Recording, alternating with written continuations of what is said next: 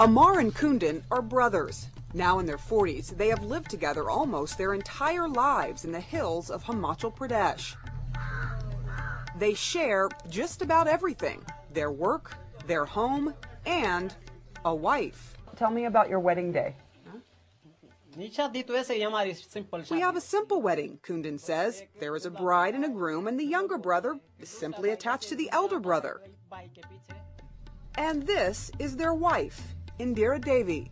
The trio have worked side by side as husbands and wife for more than 25 years. It's been going on for ages. My sister-in-law has 2 husbands. My mother-in-law also has 2 husbands, she says. It's called fraternal polyandry, where the brothers of one family are all married to the same woman. It's not common in most of India, but still flourishes in remote parts of the Himalayas. There are about 200 families in this steep hillside village that function pretty much the same, although some wives have 3 or 4 husbands, depending on how many brothers there are. Typically, the marriages are arranged. What about love? Do you love both of these husbands equally, or was this just for tradition? I like both of them. I look at them the same. When I am troubled, I tell them to marry someone else. But they won't. What they do want is children with their shared wife. This is a bit embarrassing, but how do you deal with sex at night? That we have to work out. We make shifts, change shifts, and sleep on alternate days, or else it won't work. Is it difficult to have to share a wife between the 2 of you? To run the families, we have to do this, overcome the hurdles, and we have to control our hearts from feeling too much also. But feelings grow, and so did their family.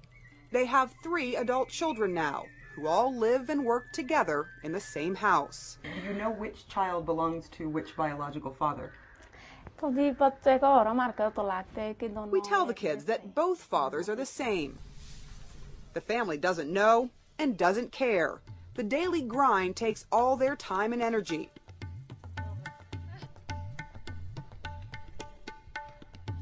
There is no room for vehicles here, so everything is carried by head and hand.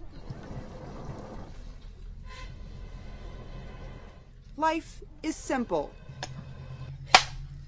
And most villagers do hard labor on their tiny plots of inherited land. Younger brother Amar breaks stones for a living in his backyard and at a mine. His wife does back-breaking work in the fields, careful not to step on snakes. In this difficult terrain with few jobs available and very little land to share, one of the reasons that polyandry is popular here is because of pure economics. The practice goes back centuries because land is so scarce in this hill country. If Amar and Kundan had taken separate wives, they might have had to split the family's little land. So they stick to tradition. Do you want this tradition to continue with your 3 children? I feel it is good for my daughter to have 2 husbands, she says. If they marry like that, they will be happy in the future. Her 17-year-old daughter isn't so sure about that.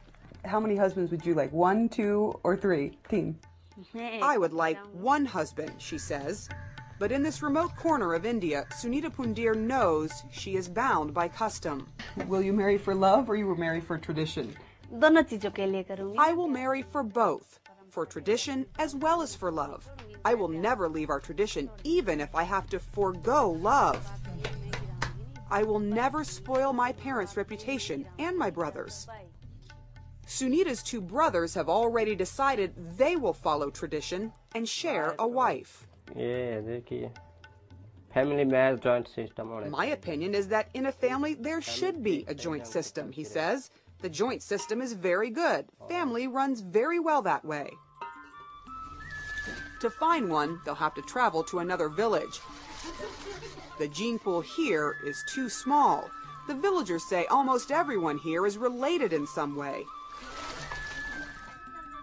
There's another incentive for polyandry.